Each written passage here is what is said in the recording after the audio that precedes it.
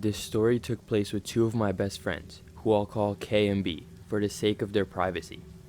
This took place on the scariest night of the year, Halloween. We were out trick-or-treating. On this particular night, we got bored of our town, so we decided to go to the rich area, since we all lived in a more poor middle-class area.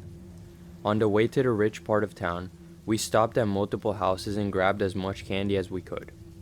While we were entering the rich neighborhood, a truck with 5 to 6 men drove past us and yelled something. This was a little weird. We assumed that they were drunk. Anyways, we decided to ignore them and be on our way to get the good candy. That was the main goal of the night, and we did not want that to get ruined. My friends and I were about to go trick-or-treat a house when I heard the engine of a car turn on. For some reason, this got my heart racing. I looked back, and I could see the headlights of a random white van as they were turned on. I told my friends, but they all agreed that the person driving the truck was probably about to leave and had nothing to do with us. So we continued forward. We were just minding our own business when the truck stopped about 20 feet ahead of us. At this point, the three of us all started to feel uneasy. I gestured to my friend to stop and see what these men were planning on doing. This was starting to annoy me. One of the guys hopped out of the truck bed, and he reached his arm into the back of his truck. I watched his arm in desperation as he pulled out a chainsaw. The man then proceeded to run full speed at us with the chainsaw. This was when chaos ensued. This freaked the crap out of us. Kay and I ran up one of the side streets towards a friend's house in hopes of hiding out there. B ran in the opposite direction. My friend Kay and I lost the man with the chainsaw after a few minutes, but we hadn't heard from B in a while. After about a half hour of calling B's phone and wandering around the neighborhood, we finally found him. B told us his side of the story. When he ran in the opposite direction, the man with the chainsaw continued chasing him. So the only logical thing to do was run to Black Creek Park and lose him in there. This park is known to have hundreds of acres of deep woods to hide in. Once inside the woods, my friend B decided to jump in a thick bush and stay completely silent until the man with the chainsaw left. As B was waiting in the bush, he could hear the footsteps of the man approaching. B continued to stay quiet, even when the man turned on his chainsaw and started laughing. His laughter was that of the devil, sounding evil. Once the man finally left the woods, B returned back home and caught up with Kay and I. This was one of the most terrifying experiences that has ever happened to me. Halloween, the best time of the year, or for some, the worst. Last Halloween I experienced something that made me hate Halloween. From the second school ended on October 31st, I got together with my best friend and we started preparing for Halloween. Halloween is my friend and I's favorite holiday. During this day, we always go trick-or-treating. We also try to scare people at my house, as they are always trying to get candy. Not only that, we always ride our bikes around town in order to see all of the decorated houses. This year was no different, except our plan was to visit an abandoned house on the other side of town. Luckily, my town is extremely small, so it was a small ride with the bike. Upon arrival, my friend and I were amazed by the small size of the house. I got off my bike, and so did my friend. I did not want to take any risks, and I tied my bike and my friend's bike to a nearby tree. As I walked closer to the house, I couldn't help but shiver. It was a cold Halloween night.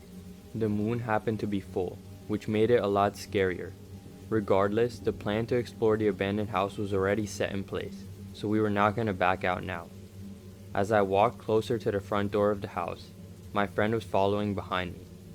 Once at the front door, I reached for the doorknob and pushed open the door. I was surprised that the front door opened. I thought it would be locked. As we both stepped foot inside the abandoned house, the smell of old house hit us. The old house smell was mixed up with a strange odor that I could not pinpoint. My friend decided it would be a good idea to explore the basement before we explored the second floor of the house. I was a little reluctant of this idea because I didn't really want to go down in the basement. As we opened the door to the basement, it revealed a set of stairs leading downwards into complete darkness. In fact, it was so dark we had to turn on our phone flashlights since they were our only source of light. This was starting to freak me out, but I continued to follow my friend. Once we reached the bottom, We both knew it was the basement. My friend shined his flashlight across the entire basement to make sure we were alone. As he did, the flashlight illuminated a person standing in the corner of the room. He was not moving, just staring in our direction, eyes wide. His face looked extremely pale, like a corpse. I guess the person looked unrealistic, so we both assumed it was just a Halloween prop. As time was passing, I told my friend that we needed to leave. We both continued to keep our flashlight on the strange thing as we started to back up. In that exact moment, the man smiled, confirming it was a real person. This made my heart drop. The man started running towards us as fast as possible. Luckily, my friend and I had an advantage as we were already halfway up the stairs. Once outside, I ran to our bikes, but they were locked since I locked them earlier. I quickly unlocked our bikes as my friend was ready in case the man ran at us. But he didn't. He sat in the doorway of the house, staring at us, not moving a muscle. It's as if he was attached to the house in some demonic, creepy way. I was not going to stick around and find out. As soon as the bikes were free, we both rode away as fast as possible, never returning to that house again. We made a promise to each other to not tell anyone or else we would be grounded. I'm just grateful we escaped the house with our lives that day. This story took place when I was about 12 or 13.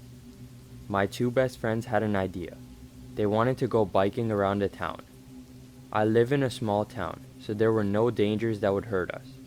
My parents always said yes if I would want to go out with my friends. I was always the introverted type, and I would rarely go out. But now, there's two of my best friends asking, so I decided to say yes.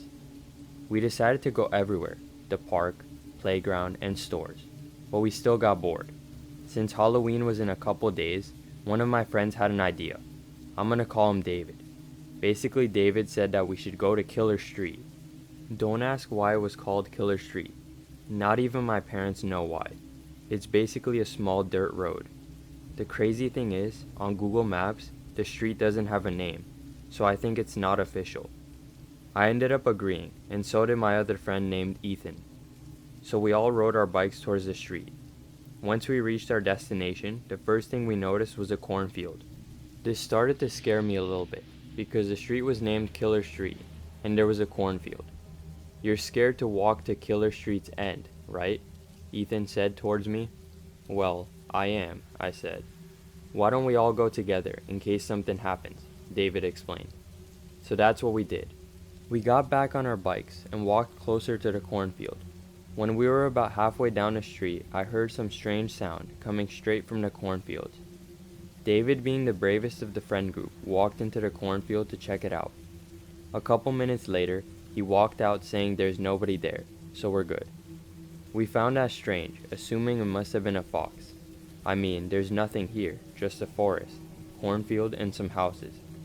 Once we all got back on our bikes, we rode past Killer Street and we stopped at the middle of the other street. This is where the harvested cornfields were.